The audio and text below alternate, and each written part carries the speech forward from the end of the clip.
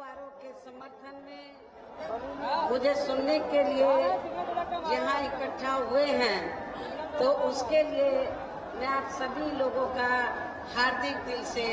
आभार प्रकट करती हूँ। और अब मैं सबसे पहले अपनी पार्टी के संबंध में ये कहना चाहूंगी कि हमारी पार्टी ये चुनाव उत्तर प्रदेश की सभी विधानसभा की सीटों पर अकेले अपने बलबूते पर ही पूरी तैयारी व दमदारी के साथ लड़ रही है। इसके साथ ही यहाँ सन 2007 की तरह फिर से अपनी पार्टी की पूर्ण बहुमत की सरकार बनाने के लिए लड़ रही है, ताकि आप वर्तमान में भाजपा के चल रहे जातिवादी, संकीर्ण, अहंकारी व तानाशाही वाले शासन से मुक्ति मिल सके। इसके साथ ही हमारी पार्टी ने पूर्व की तरह इस चुनाव में भी बीएसपी से जुड़ने की तादाद को ध्यान में रखकर फिर उसी अनुपात में ही यहाँ सर्व समाज के लोगों को टिकट भी दिए हैं। और अभी चुनाव में आप लोगों को अपना वोट कांग्रेस, बीजेपी, सपा व अन्य विरोधी पार्टियों को न देकर केवल अपनी एकमात्र हितैषी पार्टी बीएसपी को ही देना क्यों जरूरी है, इसे आप लोगों को समझना होगा। हालांकि इस संदर्भ में आप लोगों को ये मालूम है कि आजादी के बाद शुरू में काफी लंबे समय तक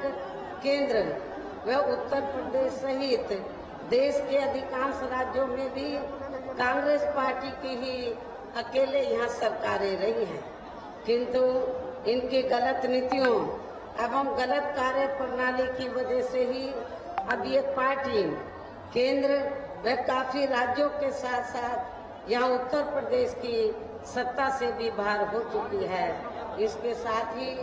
ये कांग्रेस पार्टी जबरदस्त जातिवादी होने के कारण शुरू से ही हर मामले में खासकर यहाँ दलित, आदिवासी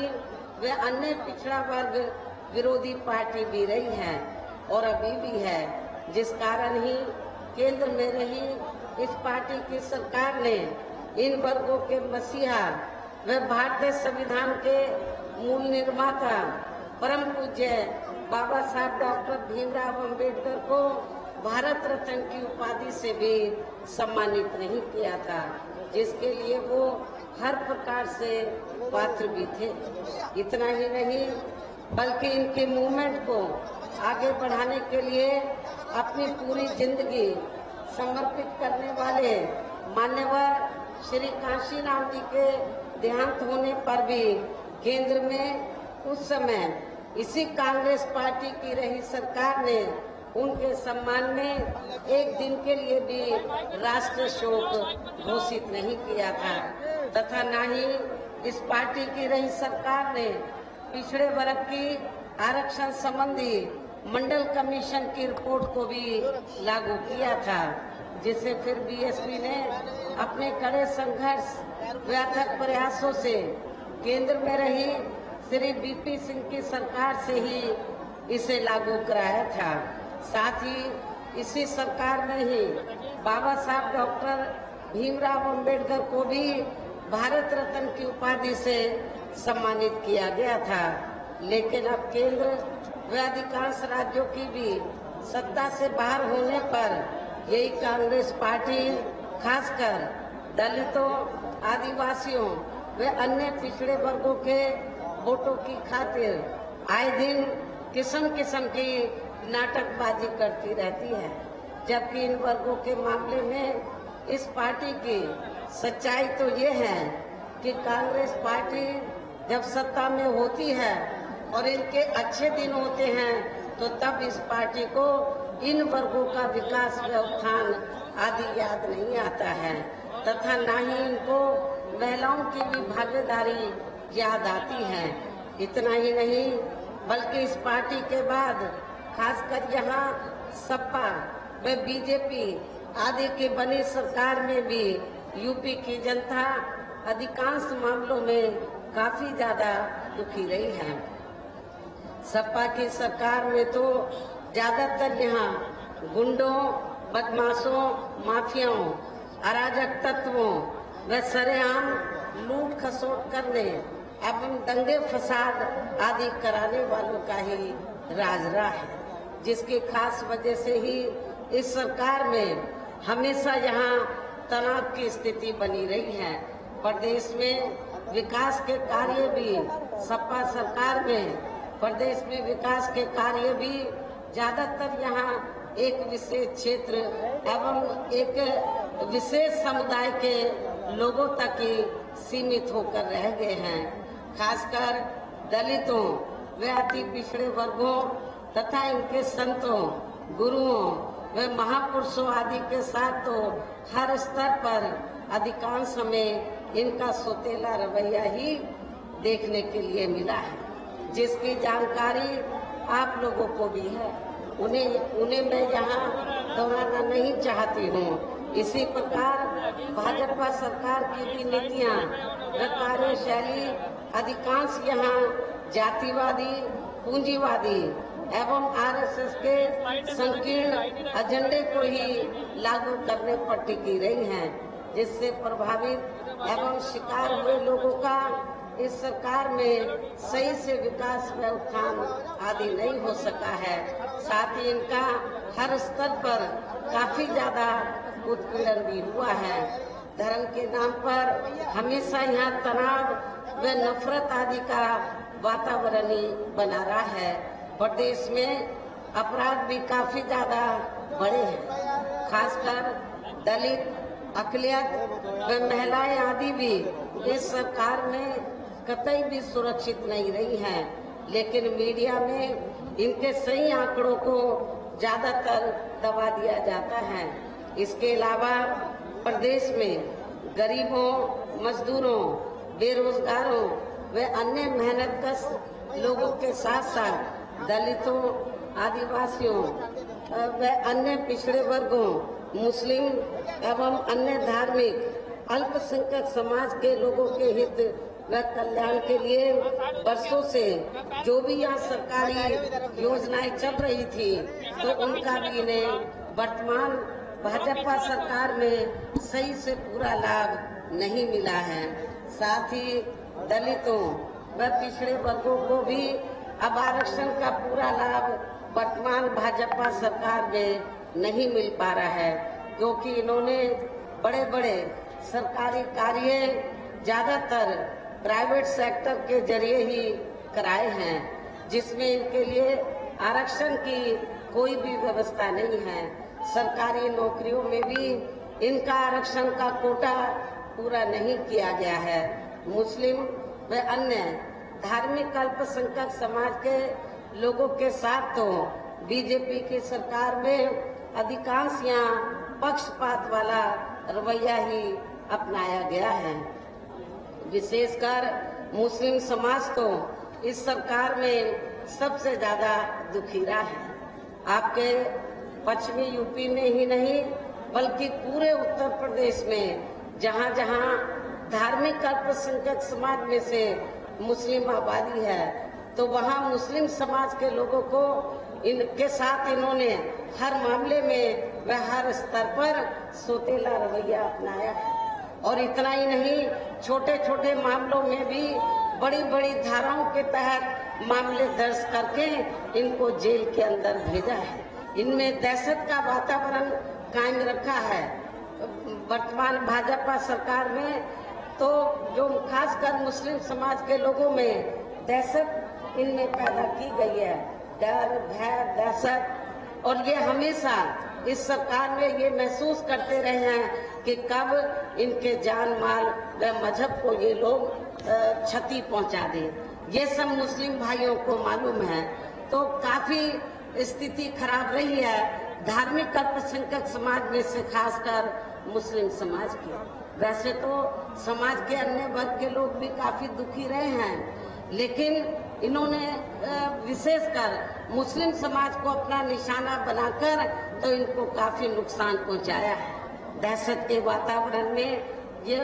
जो अक़लियत समाज है, मुस्लिम समाज है, ये अपने आप को महसूस करता रहा है। इतना ही नहीं बल्कि इस बार बीजेपी की सरकार में अपर कास्ट समाज में से विशेषकर प्रबुद्ध वर्ग भी हर मामले में अपने आप को काफी ज्यादा उपेक्षित महसूस करता रहा है। इसके अलावा इनकी गलत आर्थिक नीतियों के कारण यहाँ गरीबी, बेरोजगारी व महंगाई आदि भी काफी ज्यादा बढ़ी है। खासकर चुनाव घोषित होने से पहले तो डीजल, पेट्रोल, रसोई गैस व रोजमर्रा की जो वस्तुओं की कीमतें हैं, उनकी आए दिन बढ़ी कीमतों ने भी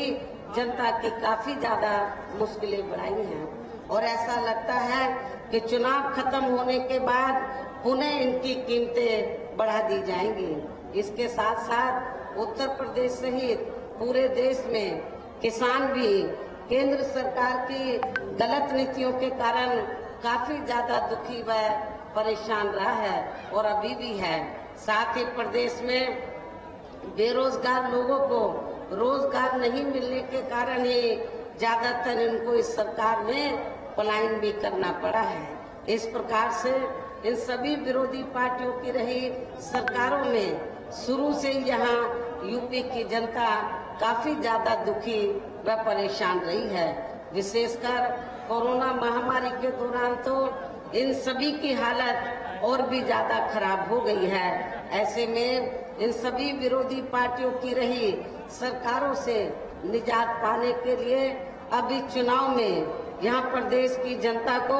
अपनी एकमात्र हितैषी पार्टी बहुजन समाज पार्टी की ही सरकार बनाना बहुत जरूरी है, जिसने अपने चारों रहे शासनकाल के दौरान बिना पक्षपात व भेदभाव आदि के यहाँ कमजोर एवं उपेक्षित वर्गों के लोगों के साथ साथ सब समाज में से गरीबों, मजदूरों, बेरोजगारों, किसानों, व्यापारियों, कर्मचारियों, वकीलों एवं अन्य मेहनतकश लोगों के साथ ही युवाओं, छात्रों, महिलाओं व बुजुर्गों आदि के भी विकास एवं उत्थान के लिए अनेकों ऐतिहासिक व महत्वपूर्ण कार्य किए हैं। और इस बार सरकार बनने पर वो सभी कार्य फिर से शुरू किए जाएंगे, ये भी मैं आप लोगों को विश्वास दिलाना चाहती हूँ। इसके अलावा बीएसपी की रही सरकार में दलित एवं अन्य पिछड़े वर्गों में जन्मे अपने महान संतों, गुरुओं व महापुरुषों आदि को भी विभिन्न रूपों में पूरा आदर सम्मान दिया गया है। देश में ये पहली बहुजन समाज पार्टी की सरकार थी जिसने अपने शासनकाल में दलित एवं अन्य पिछड़े वर्ग में जो समय समय पर संत गुरु और महापुरुष हुए हैं, उनको विभिन्न स्तर पर पूरा आदर सम्मान दिया है और आगे भी इनके सम्मान में कोई कमी नहीं छोड़ी जाएगी। प्रदेश में विशेषकर गरीबी व बेरोजगारी आदि को दूर करने के लिए इस बार भी जरूरी कदम उठाए जाएंगे। मैं आप लोगों को ये विश्वास दिलाना चाहती हूँ, चाहे सपा पावर में रही हो या बीजेपी, लेकिन आप लोगों को रोटी रोजी के साधन नहीं मिले। जब बीएसपी पावर में रही है तो आप लोगों को बड़े पैमाने पर रोटी रोजी के साधन मिले हैं। और मेरी गवर्नमेंट में तो जो लोग पूर्व की सरकारों में रोटी रोजी के लिए पलायन करके बाहर के राज्यों में चले गए थे, वो सब वापस आ गए थे, अधिकांश वापस आ गए थे। तो मैं आप लोगों को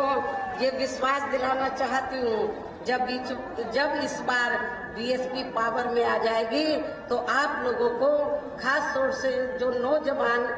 जो बेरोजगार लोग हैं, उनको रोटी रोजी के साधन जरूर दिए जाएंगे। साथ ही किसानों को भी किसी भी मामले में निराश नहीं होने दिया जाएगा। किसानों को उनकी उपज का वाजिब दाम मिलेगा और उनको खेती करने के लिए साधन भी सस्ते उपलब्ध कराए जाएंगे। इसके अलावा आपके बरेली मंडल की जो भी यहाँ स्थानीय समस्याएं होंगी तो उन्हें भी दूर करने का पूरा प्रयास किया जाएगा। इसके साथ साथ केंद्र व यूपी सरकार के भी विवादित नियमों व कानूनों को यहाँ लागू नहीं होने दिया जाएगा। इसके साथ ही बीएसपी की सरकार बनने पर यहाँ बीजेपी व सपा आदि के शासनकाल की तरह कानून व्यवस्था को किसी भी कीमत पर खराब व लचर नहीं होने दिया जाएगा तथा हर स्तर पर यहाँ कानून द्वारा कानून का राज ही कायम किया जाएगा। जाति व धर्म के आधार पर यहाँ लोगों का किसी भी प्रकार से शोषण व उत्पीड़न आदि नहीं होने दिया जाएगा, जैसा कि वर्तमान भाजपा सरकार में हो रहा है। खासकर कानून व्यवस्था को बेहतरीन बनाने के लिए विशेष अभियान के तहत व दलगत राजनीति से ऊपर उठकर यहाँ गुंडों, बदमाशों, माफियाओं व अन्य आपराधिक एवं अराजक तत्वों को भी जेल की सलाखों के अंदर भेजा जाएगा, जहां मेरी सरकार में इनकी जेल के बाहर नहीं बल्कि जेल के अंदर ही सही जगह होती है। इतना ही नहीं बल्कि वर्तमान भाजपा सरकार ने जाति, धर्म, राजनीतिक द्वेष की भावना के तहत जिन लोगों को खासकर धरना प्रदर्शन आदि के नाम पर जबरदस्ती गलत धाराओं में फंसा के उन पर अनेकों केस चलाए हुए हैं, तो उन मामलों की भी सही से जांच करा के उनके केस भी खत्म कर दिए जाएंगे। अर्थात वर्तमान भाजपा सरकार ने प्रदेश की जेलें जो अधिकांश ऐसे लोगों से भर दी गई हैं, तो उन्हें खाली करा के केवल यहाँ आपराधिक तत्वों को ही रखा जाएगा। इसके अलावा प्रदेश में खासकर शिक्षा के क्षेत्र में व अन्य और विभागों के भी कर्मचारी जो आए दिन अपनी मांगों को लेकर धरना प्रदर्शन एवं हड़ताल आदि करते रहते हैं, तो उन सभी मामलों को निपटाने के लिए एक आयोग का गठन किया जाएगा और उनकी सही मांगों को मान लिया जाएगा। इसके साथ साथ मैंने पार्टी के विभिन्न कार्यक्रमों के दौरान सब जनहिताय व सब जन सुखाय को लेकर जो भी कार्य करने के लिए कहा है, तो उन पर भी जरूर अमल किया जाएगा। लेकिन ये सभी कार्य करने के लिए इस चुनाव में यहाँ बीएसपी को सत्ता में लाना बहुत जरूरी है। ये कार्य तभी हो पाएंगे, ये सभी कार्य तभी हो पाएंगे जब बीएसपी चुनाव में सत्ता में आ जाती हैं, और ये काम आप लोगों का है बीएसपी को सत्ता में लाने का। लेकिन इसके लिए अपनी पार्टी के लोगों को वोट पड़ने तक यहाँ सभी विरोधी पार्टियों के साम दाम दंड भेद आदि हथकंडों से भी जरूर सावधान रहना है। और इस मामले में विरोधी पार्टियां चुनाव होने से कुछ समय पहले व चुनाव के दौरान भी अपने अपने पक्ष में हवा बनाने के लिए खासकर मीडिया व ओपिनियन पोल एवं सर्वे आदि का जो बड़े पैमाने पर गलत इस्तेमाल करती हैं, तो उससे आप लोगों को बिल्कुल भी गुमराह नहीं होना है। जैसे आप लोगों को मालूम है कि जब यूपी में सन 2007 में विधानसभा के आम चुनाव हुए थे, तो उस दौरान भी ओपिनियन पोल बीएसपी के बारे में क्या बता रहे थे कि बीएसपी नंबर 3 पर रहेगी, ये बता रहे थे ओपिनियन पोल। लेकिन जब रिजल्ट आया तो मीडिया में जो ओपिनियन पोल आया वो धरा का धरा रह गया। उनकी ओपिनियन पोल की रिपोर्ट गलत साबित हुई और बीएसपी तीसरे पे नहीं बल्कि जिस पार्टी को वो तीसरे पे दिखा रहे थे, पहले नंबर पे दिखा रहे थे, वो तीसरे पे चली गई और बहुजन समाज पार्टी पहले नंबर पर आई और बीएसपी की एब्सोल्यूट मेजॉरिटी की सरकार बनी। इसलिए मेरी आप लोगों से ये दरखास्त है, अपील है कि ये जो ओपिनियन पोल सर्वे आदि दिखाए जा रहे हैं, तो आप लोगों को इस चुनाव में सन 2007 की तरह फिर से इसे गलत साबित करना है और बीएसपी की पूर्ण बहुमत की सरकार आप लोगों को बुलाना है। इसके साथ ही पूर्व की तरह इस चुनाव में भी विरोधी पार्टियों ने विभिन्न रूपों में जो अपने हवाई व प्रलोभन भरे चुनावी घोषणा पत्र आदि जारी किए हैं, जिन्हें सत्ता में आने के बाद ये पार्टियां अधिकांश अमल में नहीं लाती हैं, तो उनके बहकावे में भी आपको कतई नहीं आना है, जिन पर से अब जनता का काफी हद तक विश्वास ही उठ गया है। इसलिए इस मामले में बीएसपी किसी भी चुनाव में विरोधी पार्टियों की तरह अपना कोई भी चुनावी घोषणा पत्र आदि जारी नहीं करती है। वैसे भी बीएसपी कहने में बहुत कम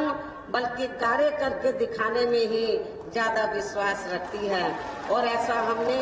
यहाँ यूपी में अपने चारों रही सरकारों के दौरान करके भी दिखाया है। इसके साथ ही यहाँ मैं ये भी कहना चाहती हूँ कि हमारी पार्टी की चारों रही सरकारों ने प्रदेश में बिगड़ी हुई कानून व्यवस्था को सुधारने के साथ साथ प्रदेश के विकास एवं आम जनहित के लिए जो असंख्य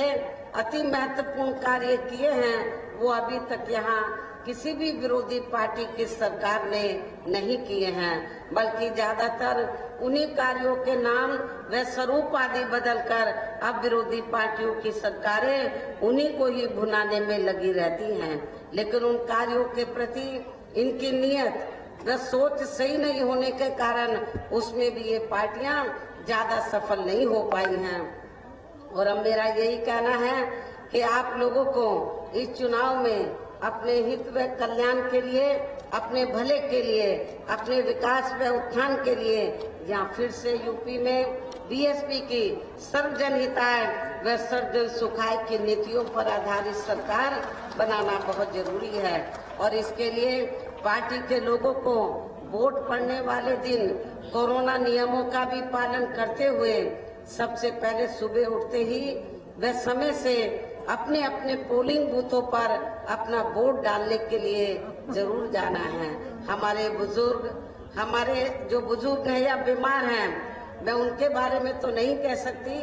तो वो तो अपना खाना खाएं, खाना खा के तो दवा वगैरह जो भी लेना वोट डालने के लिए जाएं। लेकिन जो स्वस्थ है, ठीक है, उनसे मेरी पुरजोर अपील है कि वोट वाले दिन आप लोगों को अपनी पार्टी के लिए, अपनी पार्टी की सरकार बनाने के लिए, अपने उम्मीदवारों को जिताने के लिए, तो आप लोगों को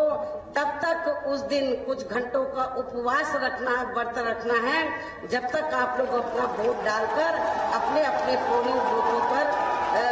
वोट डालकर अपने घरों में वापस नहीं आ जाते हैं। इसके साथ ही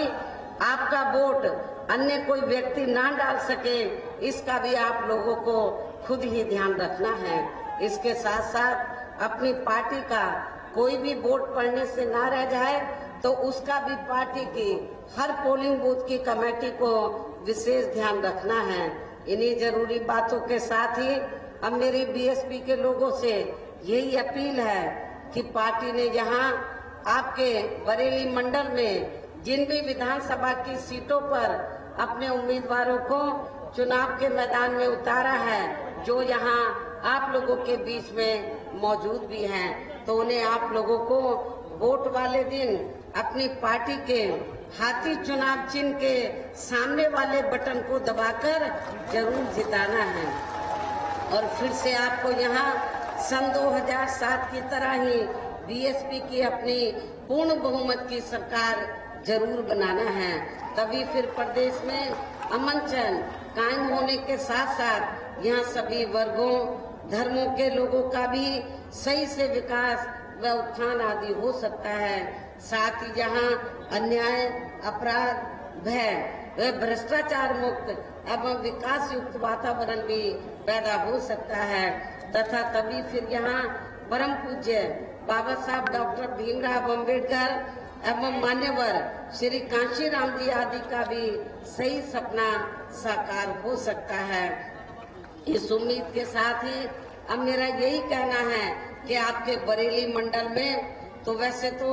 सब समाज के लोग रहते हैं, बरेली मंडल में सभी वर्गों के लोग रहते हैं, सभी धर्मों के लोग रहते हैं, लेकिन यहाँ बरेली मंडल में मुस्लिम आबादी काफी ज्यादा है। हमारे मुस्लिम भाई ये सोचते हैं कि शायद